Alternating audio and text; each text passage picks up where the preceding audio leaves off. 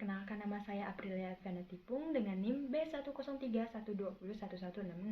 Saya adalah mahasiswa dari Universitas Tanjung Pura dari Fakultas Ekonomi dan Bisnis Prodi Akuntansi kelas D. Nah, pertama-tama saya berterima kasih kepada dosen pengampu mata kuliah Good Governance, yaitu Ibu Rusliawati SEMSI AK. Nah, baiklah, dalam kesempatan kali ini saya akan memberikan penjelasan tentang analisis saya mengenai laporan keuangan dari salah satu perusahaan, yaitu perusahaan Surya Citra Media. Nah, di sini saya akan menganalisis laporan keuangan berdasarkan materi-materi dari mata kuliah Good Governance. Nah, sebelum itu saya akan memberikan penjelasan terlebih dahulu mengenai perusahaan yang saya analisis, yaitu perusahaan Surya Citra Medica. Nah, di sini PT Surya Citra Media ini merupakan perusahaan yang berbasis di Indonesia yang utamanya bergerak dalam bidang penyiaran saluran televisi yang memiliki dua anak. Yang pertama PT Surya Citra Televisi dan PT Indosiar Visual Mandiri. Nah, di sini masing-masing di bawah nama SCTV dan Indosiar. Perusahaan juga bergerak dalam produksi seri drama film dan untuk televisi itu melalui anak perusahaan, yaitu PT Screenplay Production. Nah, di sini saya akan memberikan penjelasan tentang poin pertama, yaitu prinsip-prinsip GCG yang ditetapkan ataupun yang diterapkan dari perusahaan Surya Citra Media ini. Yang pertama itu ada transparansi. Nah, di sini perseroan secara konsisten memberikan informasi secara terbuka kepada masyarakat melalui website yang sering kita gunakan, yaitu Bursa Efek Indonesia. Kemudian yang kedua itu akuntabilitas, di mana di sini perseroan menetapkan dan mengimplementasi pedoman kebijakan, panduan, dan petunjuk teknis dengan mempertimbangkan kepentingan para pemegang saham dan pemangku kepentingan. Kemudian yang ketiga itu ada pertanggungjawaban. Di sini perseroan itu senantiasa berupaya untuk memenuhi ketentuan perundang-undangan yang berlaku dengan merealisasikan tanggung jawab penuh terhadap masyarakat dan kelestarian lingkungan melalui serangkaian program CSR. Nah, kemudian poin keempat itu adalah kemandirian, di mana seluruh putusan perseroan itu disusun secara profesional dan objektif, bebas dari konflik, kepentingan, dan ada hubungan saling menghargai antar unit usaha. Kemudian yang kelima itu yang terakhir itu adalah kewajaran dan kesetaraan. Di sini maksudnya perseroan itu harus memberikan komitmen untuk memastikan bahwa hak-hak para pemegang saham dan pemangku kepentingan itu sudah terpenuhi dengan baik. Selain itu, di sini perseroan itu harus memberikan kesempatan yang sama kepada para pelamar pekerjaan tanpa diskriminasi suku, agama, ras, gender, dan kondisi fisik. Nah, kemudian masuk penjelasan ke struktur kepemilikan dari perusahaan tersebut. Yang pertama itu dari Surya Citra Media itu mempunyai dua. Yang pertama itu PT Elang Mahkota Teknologi, kemudian yang kedua itu ada masyarakat dan saham Treasury. Nah, di situ dibagi lagi ada beberapa kepemilikan dari kedua tersebut. Yang pertama itu ada Edi Kasatria Maja, kemudian yang kedua ada IR Susanto Suwarjo, kemudian yang ketiga ada PT Adikarsa Sarana, kemudian yang keempat ada PT Yaurti, kemudian yang kelima ada PT Prima Visualindo, kemudian yang keenam ada Arspilego Investment Park, kemudian yang ketujuh ada Vovo Syariat Madya, kemudian yang kedelapan itu adalah masyarakat publik. Nah, kemudian masuk ke penjelasan tentang perlindungan terhadap para pemegang saham. Nah, di sini dalam memberikan perlindungan kepada pemegang saham, perusahaan selalu berpegang pada good governance, yaitu mereka harus memberikan kewajaran atau kesetaraan perlakuan yang adil dan setara di dalam memenuhi hak-hak pemegang saham dan pemangku kepentingan lainnya yang timbul berdasarkan peraturan perundang-undangan yang berlaku dengan transparansi. Kemudian masuk ke poin selanjutnya, yaitu tentang tanggung jawab Dewan Komisaris, Dewan Direksi, dan Komisaris Independen serta struktur pengawasannya. Yang pertama saya akan memberikan penjelasan tentang peran dari Dewan Komisaris. Nah, di sini dalam menjalankan tugasnya Dewan Komisaris ini mempunyai beberapa peran. Yang pertama itu mereka harus melakukan pengawasan secara umum atau khusus jalannya kepengurusan dari perseroan yang mereka handle. Kemudian yang kedua, mereka anggota Dewan Komisaris itu harus menyetujui untuk duduk sebagai anggota atau sebagai ketua di salah satu komite yang dibentuknya. Kemudian yang ketiga, mereka itu harus meminta serta menelaah laporan dari komite-komite baik serupa laporan hal penugasan khusus yang telah diberikan oleh Dewan Komisaris maupun laporan kegiatan-kegiatan yang ditetapkan dalam rencana program kerja dan piagam masing-masing komite. Kemudian yang 4, mereka harus menyiapkan rekomendasi dan menyampaikan kepada direksi berdasarkan hasil temuan atau hal-hal yang direkomendasi dari laporan komite-komite, dan hasilnya itu harus dikomunikasikan dan dikonsultasikan dengan komite-komite serta kajian-kajian yang dilakukan secara sendiri. Kemudian yang selanjutnya mereka itu harus meminta direksi untuk menyiapkan rencana, jadwal, serta person in charge untuk implementasi rekomendasi-rekomendasi yang disampaikan atau dihasilkan komunikasi konsultif dengan direksi. Kemudian selanjutnya itu Dewan Komisaris dapat meminta atau mendelegasi komite audit untuk mengawasi dan menindaklanjuti implementasi dari rekomendasi serta menelaah progress report dari implementasi rekomendasi tersebut. Nah, kemudian masuk ke Dewan Direksi. Nah, di sini Dewan Direksi itu mempunyai beberapa tanggung jawab. Yang pertama, mereka harus bisa memimpin, mengurus, dan mengendalikan perseroan yang mereka handle. Kemudian yang kedua, mereka wajib mengadakan rapat umum pemegang saham tahunan dengan rapat umum pemegang saham lainnya. Kemudian yang ketiga, mereka itu harus bisa memelihara dan mengurus kekayaan perseroan. Kemudian yang keempat, mereka itu wajib menyiapkan strategi dan rencana pengembangan perseroan sesuai dengan visi dan misi perseroan yang dituangkan dalam rencana jangka panjang perseroan. Kemudian yang kelima, mereka itu harus melaksanakan tata kelola perusahaan yang baik atau good corporate governance. Kemudian yang keenam, mereka itu harus melakukan strategi dan rencana pengembangan perseroan melalui kegiatan operasional yang baik. Kemudian yang terakhir, mereka itu harus menyelenggarakan sistem pengendalian internal yang terpadu dan secara efektif. Kemudian masuk ke komisaris independen. Sesuai dengan peraturan perundang-undangan yang berlaku di bidang pasar modal, perseroan memiliki 2 komisaris independen, yaitu Ibu Suryani Zaini dan Bapak Glenn M. Surya Yusuf, sehingga memenuhi jumlah minimum yang ditentukan oleh peraturan pasar modal, yaitu 30% dari seluruh Dewan Komisaris. Kemudian masuk ke poin keempat, yaitu struktur pengawasan dari PT Citra Media.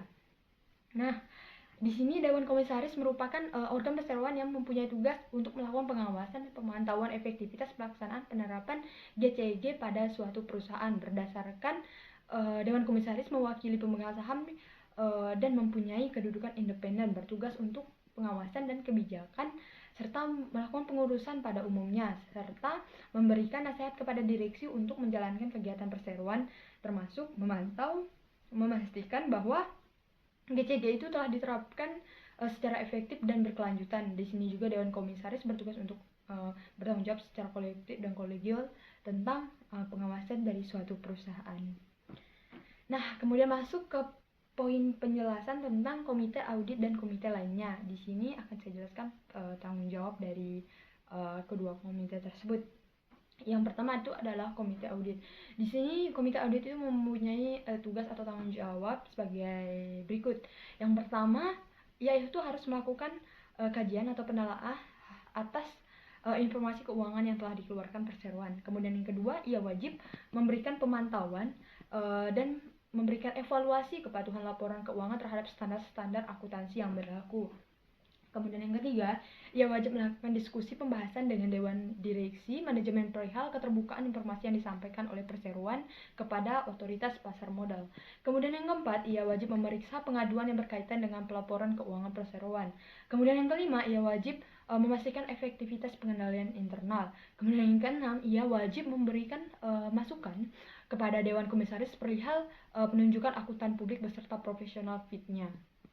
Nah, kemudian masuk ke komite-komite lainnya. Di sini itu adalah komite nominasi dan remunerasi. Dalam menjalankan tugasnya, ini komite nominasi dan remunerasi ini mempunyai tugas tanggung jawab. Yang pertama, ini berkaitan dengan nominasi. Ia harus memberikan rekomendasi kepada Dewan Komisaris terkait komposisi jabatan, kebijakan, dan kriteria dalam proses nominasi, serta kebijakan evaluasi kinerja bagi anggota Dewan Komisaris atau anggota Dewan Direksi. Kemudian berkaitan dengan fungsi remunerasi, ia wajib memberikan rekomendasi kepada Dewan Komisaris mengenai struktur remunerasi, kebijakan atas remunerasi dan besaran atas remunerasi, dan membangun Dewan Komisaris melakukan penilaian kinerja dengan sesuai ketentuan remunerasi. Kemudian masuk ke penjelasan selanjutnya, yaitu tentang peran audit internal dan manajemen risiko. Yang pertama itu ada peran audit internal. Audit internal itu merupakan mitra bisnis perseroan yang berperan untuk membantu pencapaian tujuan dari perseroan. Di sini ada peran audit internal. Yang pertama, ia harus memberikan penilaian terhadap integritas perseroan yang berperan untuk membantu tujuan perseroan tersebut. Kemudian yang kedua, ia wajib memberikan penilaian atas aktivitas kontrol internal untuk meningkatkan proses bisnis tersebut. Kemudian yang ketiga, ia wajib memberikan penilaian kesesuaian prinsip dengan kebijakan akuntansi yang telah diadopsi.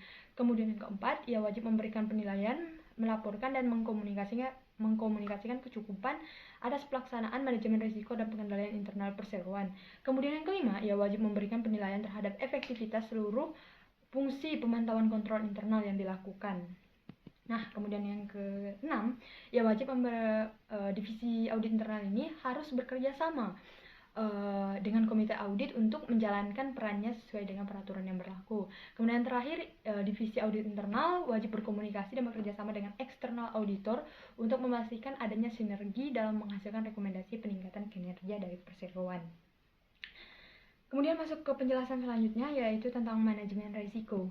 Nah, di sini ada beberapa peran dari manajemen risiko, antara lain yang pertama, ia harus memfasilitasi penetapan tujuan, identifikasi risiko dan manajemen risiko yang dilakukan oleh manajemen.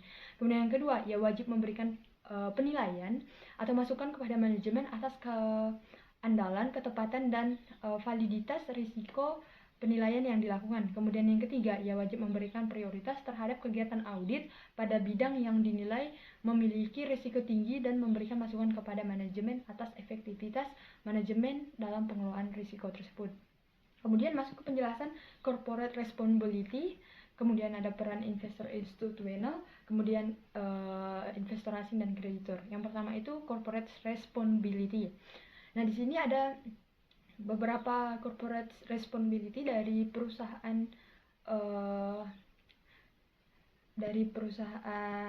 yang saya analisis. Yang pertama itu di bidang sosial. Jadi selama pandemi COVID-19 dan dampaknya terhadap individu dan masyarakat, itu mengingatkan kita bahwa pentingnya sebuah tanggung jawab sosial dari sebuah perusahaan.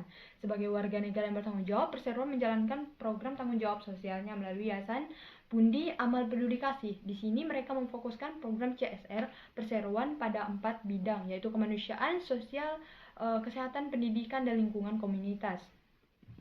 Nah, di sini kemudian mereka di bidang kesehatan. Di bidang kesehatan itu lebih dari 2,1 miliar atau 32% donasi pemirsa dalam bidang sosial kesehatan dialokasikan YPP untuk membiayai bantuan medis di seluruh Indonesia, yaitu Gorontalo, DKI Jakarta, Jawa Barat, Jawa Tengah, Jawa Timur, Kalimantan Barat, Kalimantan Timur, Kepulauan Riau, Lampung, Maluku, Sulawesi Utara, dan Sumatera Utara. Nah, berkat dana tersebut, sebanyak 13,694 orang berhasil mendapatkan bantuan medis dengan rincian yang detail. Nah, kemudian masuk di bidang pendidikan. Nah, di sini dari perusahaan yang saya analisis itu dengan misi membantu pemerintah mencerdaskan bangsa, YPP mengalokasikan sekitar 455 juta atau sekitar 7% dari dana masyarakat untuk mendanai program-program seperti beasiswa, pembangunan asrama putri, penyuluhan media literasi, seminar autisme dan bantuan alat terapi kebutuhan khusus serta alat peraga untuk sekolah dasar. Nah, kemudian di bidang lingkungan, jadi beragam kegiatan lingkungan yang diadakan oleh YPP untuk memperbaiki kualitas hidup warga dengan tujuan memberikan kesejahteraan kepada warga yang tinggal di wilayah terpencil dengan alokasi dana sekitar 4,4 miliar atau sekitar 66% dari dana masyarakat. Dana tersebut digunakan untuk seperti pembangunan jembatan asa di Gorontalo, Lombok Utara, Luwu Utara, dan Banten. Kemudian memberikan santunan cinta anak yatim untuk 162 panti di seluruh Indonesia. Kemudian mereka itu memberikan bantuan kelengkapan pahlawan perbatasan untuk 3 relawan yang berjasa dalam membantu meningkatkan kesejahteraan masyarakat di Merauke, dan masih banyak lagi. Kemudian masuk ke bidang kemanusiaan atau di bidang bencana gitu. Di sini bencana gempa bumi yang terjadi pada tahun 2018 lalu menyentuh hati banyak pemirsa untuk ikut berbagi bersama melalui media perusahaan ini kepada masyarakat yang terdampak bencana.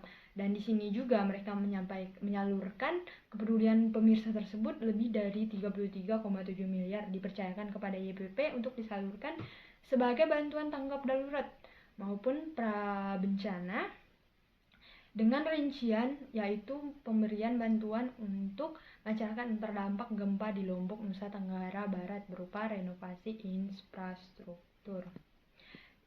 Itu berupa musola, kemudian masjid, pura, gereja, sekolah dasar, pondok pesantren, dan kamar mandi cuci kakus di 8 sekolah. Kemudian masuk ke penjelasan selanjutnya yaitu tentang pengungkapan dan transparansi. Di sini yang pertama pengungkapan.